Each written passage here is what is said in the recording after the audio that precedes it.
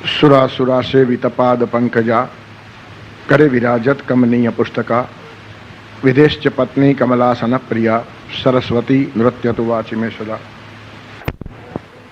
10-10, 12-12, 15-15 વર્ષ સુધી ઋષિની સાથે આચાર્યની સાથે રહીને અભ્યાસ કરે. માત્ર પુસ્તકીય જ્ઞાન નહીં,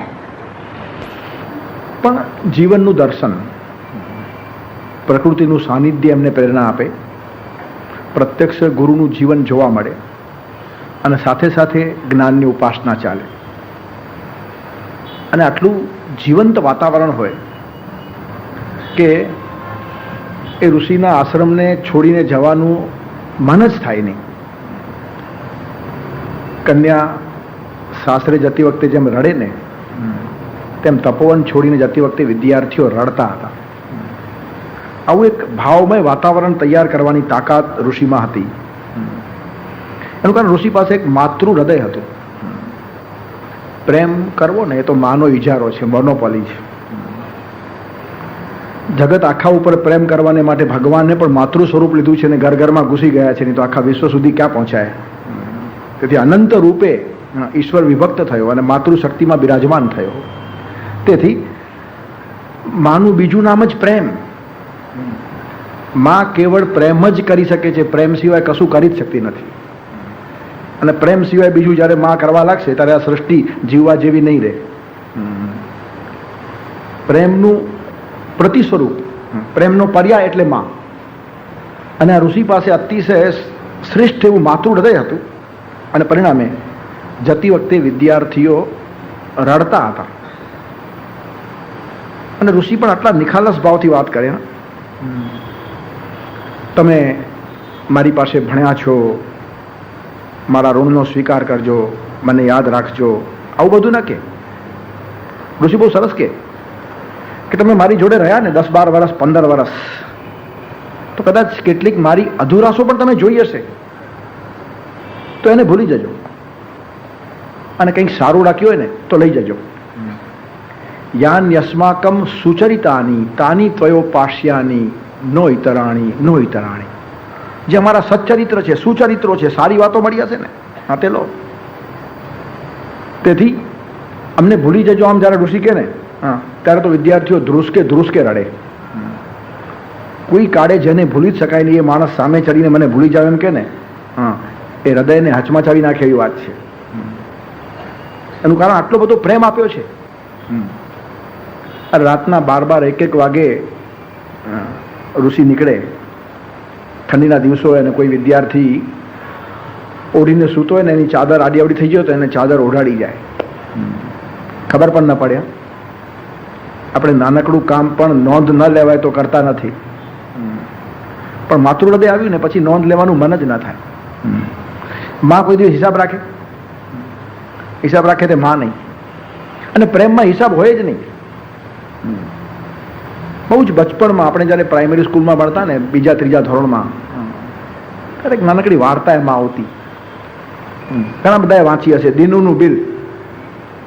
બહુ નાનો છોકરો બિચારો, 4-5 વર્ષનો છોકરો. એને એમ થયું કે બધાના બિલ આવે આપણા ઘરે, તો મારું બિલ કેમ નહીં?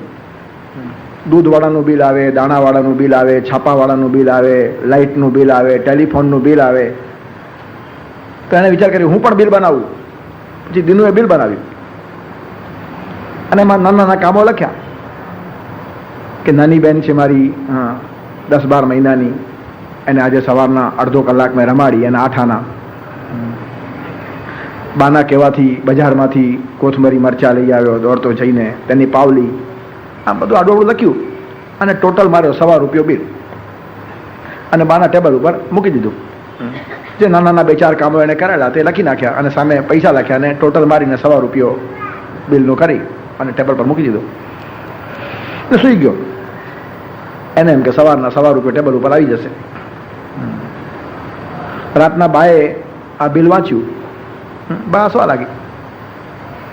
પછી બાએ સામે એક બિલ બનાવ્યું અને તેમાં તું જન્મ્યો ત્યારે તને ઝાડા પેશાબનું પણ ભાન નહીં હતું. 10-10, 12-12 મહિના સુધી રોજ તને હું સાફ કરતી રહી, એનું બિલ શું? શૂન્ય. તને રોજ રસોઈ કરીને જમાડું છું, બિલ શું? શૂન્ય. તને વચ્ચે એક વખત તાવ આવેલો, ટાઇફોઇડ, 21 દિવસ તું માંદો હતો, રાતના ઉજાગરા કરે, એનું બિલ શું? શૂન્ય. એમ બધું કરીને છેવટે મીંડું લખી નાખ્યું અને દિનુના બિલની બાજુમાં આ બિલ રાખી દીધું. અને બા પણ સુઈ.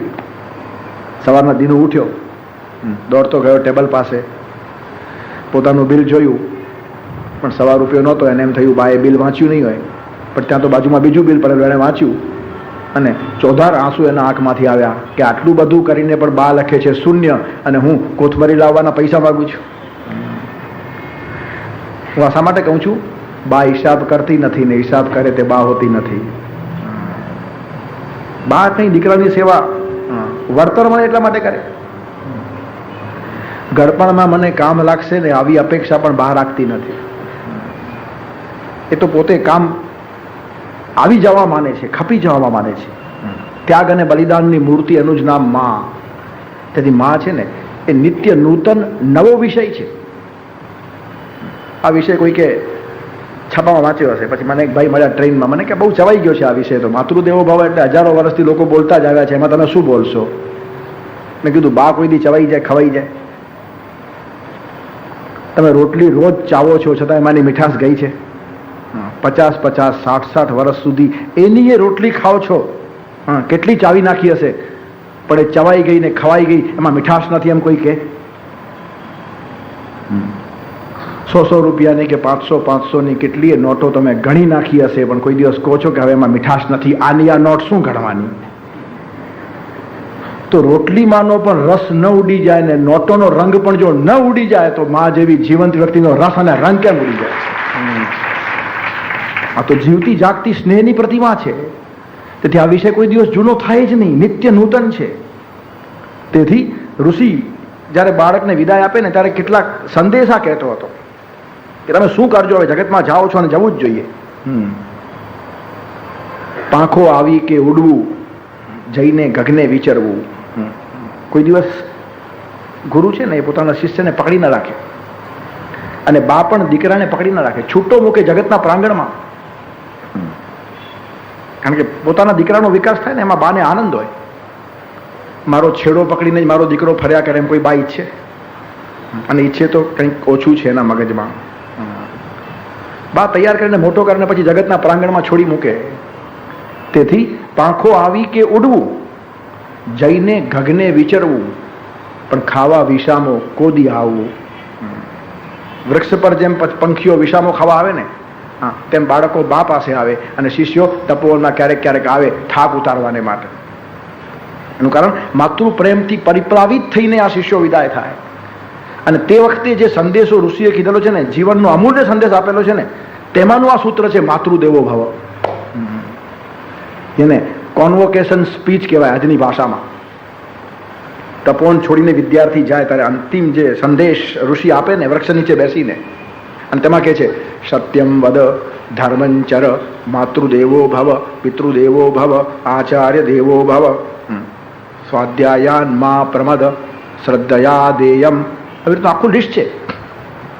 તેથી માતૃ અંતઃકરણ જેની પાસે ઋષિ પાસે છે, તે ઋષિએ જે સૂત્રો જગતમાં જીવવાને માટે જતા રહેલા વિદ્યાર્થીને આપેલા છે, તે સૂત્રમાંનું એક સૂત્ર છે માતૃદેવો ભવ.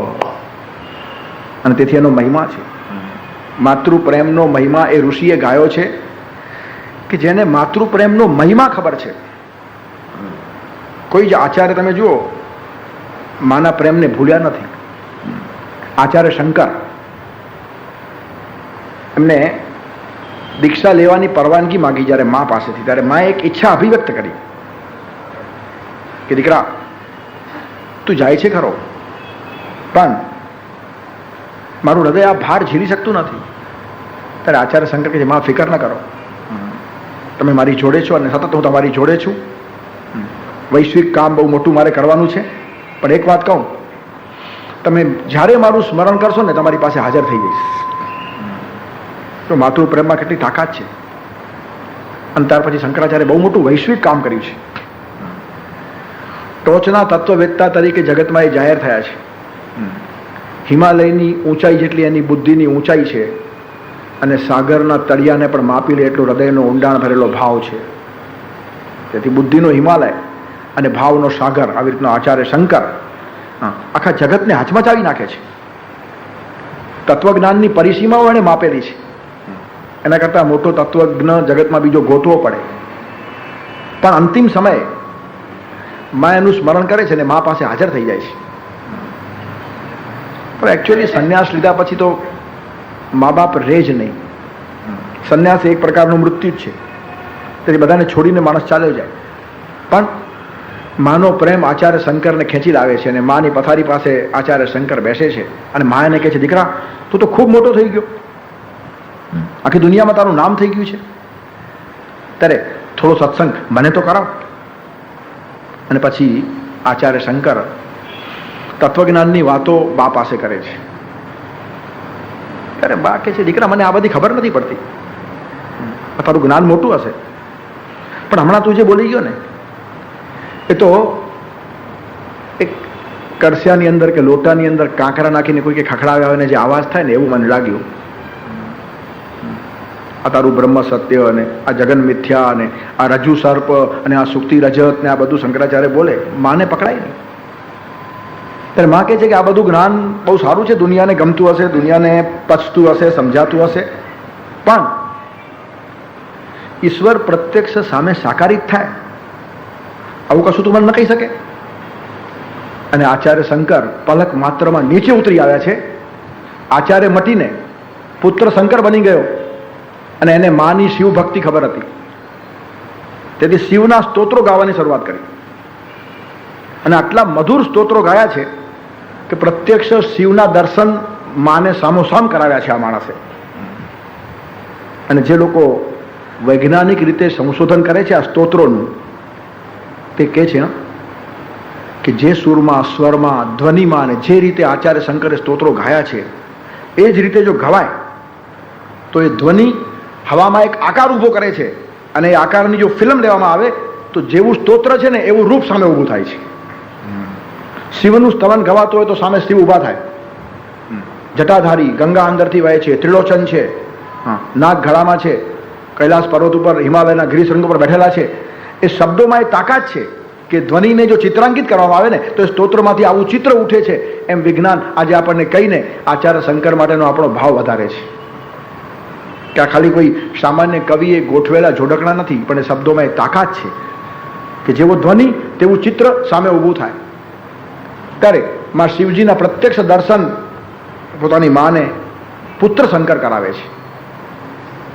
ત્યાર પછી માં એક બીજી અભિલાષા વ્યક્ત કરે છે કે દીકરા, વૃંદાવનમાં ભગવાન વેણુ વગાડતા હતા, ગાયો ચરાવતા હતા, યમુનામાં સ્નાન કરતા હતા, કદમ વૃક્ષ ઉપર બંસરી વગાડતા હતા, એવું કોઈ રૂપ પ્રગટ થાય એવું તું ન કરી શકે. અને આ દીકરાએ ભગવાન કૃષ્ણના સ્તોત્રો ગાવાની શરૂઆત કરી. ચર્ચા કરનારાઓ કર્યા કરે કે શંકરાચાર્ય શિવ માર્ગી હતા, પણ કૃષ્ણ ઉપરના મધુર સ્તોત્રો શંકરાચાર્ય લખેલા છે. એનું કારણ અત્યારે બધી જ મર્યાદાઓને ઓળંગીને આ શંકર કેવળ માનો દીકરો થઈને બેઠો છે. માને જે જોઈએ તે મારે આપવું છે. જો આ માતૃપ્રેમનો કેટલો અખંડ વિજય છે. તેથી કૃષ્ણના સ્તોત્રો ગાયા છે. માને દેવી સ્વરૂપ જોવાનું મન થયું તો દેવીના સ્તોત્રો ગાયા. જે રૂપો જોવાની ઝંખના માએ અભિવ્યક્ત કરી છે ને તે સ્તોત્રો એમના મોઢેથી નીકળતા ગયા છે. સહજ સ્ફૂર્ણાથી સ્તોત્રો સ્વયં પ્રગટતા જાય અને આવા સુરસ સ્વરૂપ માને દેખાતા જાય. કેટલું રમણીય અને અદ્ભુત વાતાવરણ હશે. અને આ સ્તોત્રો સાંભળતા સાંભળતા માં શાંત થઈ ગયા, જગત છોડીને ગયા. એટલે પરમાત્માનું પ્રત્યક્ષીકરણ માને અંતિમ સમયે આ દીકરાએ કરાવી આપ્યું. અને ત્યાર પછી આચાર્ય શંકર કહે છે કે મારા માનો અગ્નિ સંસ્કાર હું કરીશ. બહુ મોટી અગવડ નિર્માણ થઈ ગઈ. સંન્યાસી આ ક્રિયા કરી શકે નહીં. બધા પંડિતો ભેગા થયેલા, બ્રાહ્મણો આવેલા, સગા સંબંધીઓ આવેલા, આમ જનતાના લોકો આવેલા. નામ બહુ મોટું આચાર્યનું, પણ જ્યારે આ સાંભળ્યું ત્યારે બધા અસ્વસ્થ બની ગયા કે આ તો ધર્મ ભ્રષ્ટતા છે. સંન્યાસી એમ કે પોતાની માને અગ્નિ સંસ્કાર આપવાનો પ્રયત્ન કરે, એને માં હોતી જ નથી. સંન્યાસ એટલે મરી જવું. તેથી કોઈ જાતના સગા સંબંધીઓ સંન્યાસીને રહેતા જ નથી, ત્યારે આ શક્ય બને જ નહીં. પણ આચાર્ય શંકરના ચહેરા ઉપરનો જે વિષાદ અને છતાં અંતરમાંનો પ્રસાદ, કારણ કે માને શાંતિથી પ્રભુ ચરણે એમણે મોકલાવી છે, પણ અંદરનો પ્રસાદ અને ચહેરા ઉપરનો વિષાદ, એ બે ભાવને જોતા જોતા લોકો આટલા સ્તબ્ધ બની ગયા છે કે કોઈને કશું કહેવાની હિંમત ચાલતી નથી. છતાં આખરે એક પંડિતે કહ્યું કે આચાર્ય, આ તો અજુગતું કહેવાય. પુત્ર ધર્મ બજાવવાની આપ વાત કરો છો, પણ આપણે સંન્યાસ લીધેલો છે, પછી કોઈ જ ધર્મ આપને રહેતો નથી, ત્યારે આ પાપમાં અમે સાથ ના આપી શકીએ. અગ્નિ સંસ્કાર અમે કરશું સારામાં સારી રીતે, પણ તમે જો એ કરવા માંગતા હશો તો એ ધર્મથી વિરુદ્ધ પગલું છે અને એમાં અમે સાથ ના આપી શકીએ. એનું કારણ આમાં સાથ આપે તેને રૌરવ નર્ક મળે અને અમે એમાં જવા તૈયાર નથી. ત્યારે ધીરે ધીરે બધા પંડિતો સરકી ગયા. બ્રાહ્મણોએ પણ આ જ વાત કરી કે જે બધા પંડિતો ગયા છે તેમની વાત કંઈ ખોટી નહીં હતી, હજી પણ તમે સમજો. પણ આચાર્ય બહુ સ્વસ્થ છે. એ કે હમણાં હું કશું નથી, હમણાં હું કેવળ મારી માનો દીકરો છું અને પુત્ર તરીકે એની પાસે બેઠેલો છું. હું મારું કર્તવ્ય કરીશ અને સંન્યસ્ત ધર્મને હું પુત્ર ધર્મ કરતાં મહાન ગણતો નથી. એનું કારણ માની પાસે દીકરો એ માણસ છે અને માણસાઈથી મોટો ધર્મ જગતમાં હોતો નથી. સૌથી મોટી વાત છે માનવતા. કોઈ સંન્યાસ એમ નથી કહેતો કે માણસ મટી જાય. તેથી સંન્યસ્ત એ તો મારી સાધનામાં સુવિધા નિર્માણ થાય એટલા માટે લીધેલી દીક્ષા છે. સંસારના અનંત બંધનો બાંધીને બેઠો હોઈશ તો કદાચ મને અવરોધો નિર્માણ થશે અને સાધનામાં થોડો વિલંબ થશે. તેથી સાધના ત્વરિત થાય અને આગળ જવાય. એટલા માટે સ્વેચ્છાએ મેં સ્વીકારેલી એક દીક્ષા છે, પણ એ દીક્ષા મને માનવ મટાડી શકતી નથી. અને મેં મારા માને વચન આપેલું હતું કે એના સ્મરણ માત્રથી હાજર થઈશ અને માની સેવા મેં જીવતા પણ કરી છે અને અંતિમ અગ્નિ સંસ્કારનું કામ પણ હું કરીશ. બ્રાહ્મણો પણ ચાલ્યા ગયા. સ્વજનોએ પણ કીધું કે અમે પણ નિરૂપાય છીએ. એનું કારણ આ જ પંડિતો અને બ્રાહ્મણો આવતીકાલે અમને પજવશે, ત્યારે અમે પણ સાથ નથી આપી શકતા. તમે હજી પણ જીત છોડી દો તો અમે ઊભા જ છીએ બધા, અને તમે જે રીતે કહેશો સારામાં સારી રીતે બધી ક્રિયા પતાવી આપશું, પણ તમે આ માત્ર અગ્નિ સંસ્કાર આપવાનો આગ્રહ છોડો. શંકરાચાર્ય હલતા નથી. સ્વજનો પણ ચાલ્યા ગયા. એકમાત્ર એકલા શંકરાચાર્ય ઊભા છે. એક પણ માણસ હાજર રહ્યો નહીં. એનું કારણ પ્રચલિત રૂઢિ કરતાં કંઈક જુદું થાય ને તો તેની સાથે ઊભા રહેવાની સમાજની ભાગ્યે જ હિંમત હોય છે. બહુ ટાઈમ લાગે છે. કોઈ પણ વાતને બદલતી વખતે ખાવાના ખેલ નથી. હમણાં એક સાક્ષર ગયા, પછી એમના દેહને અગ્નિ સંસ્કાર એમની દીકરીએ કર્યો. પુત્ર હોય તો જ અગ્નિ સંસ્કાર કર્યા, એક સમાજની ધારણા છે. પણ ધીરે ધીરે કેટલીક ધારણાઓ બદલતી જાય અને તે આચાર્ય શંકરે તે કાળમાં બદલાવી. આજની વાત નથી, આજે ઘણો જમાનો બદલાયો છે, પણ એ કાળે આ વાત કરવી ને એ પણ કેટલું ભયંકર હતું. પણ આચાર્ય શંકરે એકલાએ પોતાની માનો અગ્નિ સંસ્કાર કર્યો છે. દંતકથા આવી રીતની પણ છે કે સમગ્ર દેહને પોતે લઈ જઈ શકે નહીં, તેથી 3 ટુકડા કરીને લઈ જવા પડ્યા છે. અને એના પ્રાયશ્ચિત રૂપે જે નમુદ્રીપાદ બ્રાહ્મણ, એ લોકોની આખી જાત કહેવાય, એ બ્રાહ્મણોમાં હજી પણ પ્રતીક છે કે સબને અગ્નિ સંસ્કાર માટે લઈ જાય ત્યારે એના ઉપર આમ 2 લીટા દોરે, આમ લાકડીથી. શા માટે? કે આવી રીતના 3 ટુકડા કરીને અમારા આચાર્યને અમારી માને લઈ જવી પડી હતી, એટલા અમે બાલિશ હતા, તે આજે પણ અમે ભૂલતા નથી. જેમ ઈસુ ખ્રિસ્તને ફાંસી પર લટકાવવા પડે પછી હજી એ લોકો ક્રોસ નિશાન તરીકે રાખે છે ને, આ એક પ્રાયશ્ચિતનું પ્રતીક છે. ત્યારે હજી એ લોકોમાં એ પ્રથા છે. પણ આચાર્ય શંકરે માતૃપ્રેમનો વિજય જગતમાં કરી દેખાડ્યો કે મા કરતાં વિશેષ પરમાત્મા પણ હોતો નથી. સૌથી શ્રેષ્ઠ મા છે. આપણે એક કવિએ બહુ સરસ લખ્યું છે કે પહેલા જ્યારે જ્યારે મને આંસુ આવતા ને ત્યારે બા યાદ આવતી, અને હવે જ્યારે જ્યારે બા યાદ આવે છે ને ત્યારે આંખમાં આંસુ આવી જાય છે.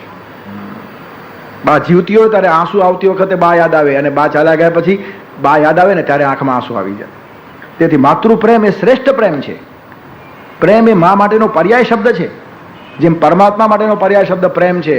Love is God and God is love, તેમ love is mother and mother is love એમ જો કહીએ ને તો ખોટું નથી. તેથી જ અંબામાં જગદંબા જોવાનો પ્રયત્ન આપણી સંસ્કૃતિએ કર્યો છે. અંબા એટલે મા, અને એ જ જગદંબા થઈ જાય. હોય ત્યારે અંબા તરીકે આપણી સામે ઊભી હોય અને ચાલી જાય ત્યારે જગદંબામાં ભળી જાય. ત્યારે મા જીવતી હોય ત્યારે માં પરમાત્મા જોવાના, અને ચાલી જાય ત્યારે પરમાત્મામાં માં જોવાની. ત્વમેવ માતા ચ પિતા ત્વમેવ બંધુશ્ચ સખા ત્વમેવ વિદ્યા દ્રવિણમ ત્વમેવ સર્વમ મમ દેવ દેવ. તેથી જીવતી જાગતી પ્રતિમા પરમાત્માની આપણા ઘરની અંદર માં બિરાજે છે. અને એટલે જ બોટાદકારે ગાયું છે ને, જનનીની જોડ સખી નહીં જડે રે લોલ. બીજાના પ્રેમમાં વધઘટ થાય, ગંગાના નીર તો વધે ઘટે રે લોલ, પણ સરખો એ પ્રેમનો પ્રવાહ રે. આવી રીતનો પ્રેમ પ્રવાહ એટલે જ માતૃપ્રેમ. અખંડ પ્રેમની ધારા માના અંતઃકરણમાંથી વયા કરતી હોય છે. માં શિક્ષા આપે છે, દીક્ષા આપે છે, નિષ્ઠા આપે છે, ત્યાગ અને બલિદાનની ભાવના આપે છે, વિકાસનો રસ્તો દેખાડે છે, જીવનની દ્રષ્ટિ આપે છે. માં કદી નિરાશ થતી નથી, માં કદી થાકતી નથી, કંટાળતી નથી. માં રાહ જુએ છે. ગમે તેવો દીકરો હશે, જો માં કોઈ હાથ નહીં ધોવે, બધા હાથ ધોઈ નાખે, આમાં કંઈ વળે નહીં, પણ માં તરત કહેશે નહીં નહીં ભલે ગમે તેવો હશે, પણ જ્યોતિષે કહ્યું છે કે એના 6 મહિના ખરાબ છે, પછી સારું જ છે. એવા તો કેટલાય 6 મહિના ગયા, પણ માં કોઈ દિવસ કબૂલ નહીં કરે કે આ હોપલેસ કેસ છે. એનું જ નામ માં. ભગવાન પણ જગતમાં કોઈ માણસને માટે હાથ ધોઈ નાખતો નથી. જો ભગવાનના ને માના ગુણો કેટલા કોમન છે. ગીતાકાર કૃષ્ણે બહુ સ્પષ્ટ કહ્યું છે, અપી છે સુદુરાચારો ભજતે મામ અનન્ય ભાગ સાધુરેવ મંતવ્ય સમ્યક વ્યવસ્થો ઈશા. સુદુરાચારી માણસ હશે ને તો પણ એની બદલવાની તક છે. ત્યારે મારો દીકરો ગમે તેવો હશે પણ બદલશે જ. માં હંમેશા આશાવાદી હોય છે. આશા એ માનું પ્રતિ સ્વરૂપ છે. માં કોઈ દિવસ નિરાશ થાય નહીં, અને નિરાશ થાય તે માં હોય નહીં. તેથી પ્રેમ, પરિમલ, પુષ્પિતા, સુગંધ, આ બધા જ શબ્દો માના આનુષંગિક શબ્દો છે, એના વર્તુળમાં રમતા શબ્દો છે. તેથી માં હંમેશા આશાવાદી છે. માં એક જીવનની સરસ દ્રષ્ટિ આપે છે. કૌશલ્યાએ રામને સરસ દ્રષ્ટિ આપેલી. લખ્યું છે વાલ્મીકી, કૌશલ્યા શુભ દર્શના. શુભ દર્શના કૌશલ્યા. ઘણા ટીકાકારો એનો અર્થ કરે છે કે કૌશલ્યાની આંખો સારી હતી. હશે, શા માટે ન હોય? કૌશલ્યાની આંખો સારી હોય તેની સામે આપણને કશો વાંધો નથી, પણ બધી સારી આંખોવાળી કૌશલ્યા બનતી નથી. બધી નટીઓની આંખ સારી હોય છે ને હોવી જ જોઈએ, તો જ એને ચાન્સ લાગે ફિલ્મમાં. તેથી આંખ સારી એટલે નજર સારી, દ્રષ્ટિ સારી. અને માનું કામ છે દ્રષ્ટિ આપવાનું. જો માં દ્રષ્ટિ ના આપે તો છોકરો બગડે. ઉન્માદો માતૃદોષેણ, શાસ્ત્રોમાં લખ્યું છે કે માં પાસેથી જેને સાચી જીવન દ્રષ્ટિ સાંપડે નહીં તે છોકરો ઉન્મત્ત થાય. જેટલા છોકરાઓ ઉન્મત્ત હશે ને સમજી લો મામાં કંઈક ખામી છે. જેટલા છોકરાઓ મૂર્ખ હશે ને સમજી લો બાપમાં ખામી છે. ઉન્માદો માતૃદોષેણ પિતૃદોષેણ મૂર્ખતા. બાપની ખામી છોકરાને મૂર્ખ બનાવે અને માની ખામી છોકરાને ઉન્મત્ત બનાવે. રાવણ ઉન્મત્ત થયો એનું કારણ માનો દોષ છે. પિતા તો ઋષિ હતા એના.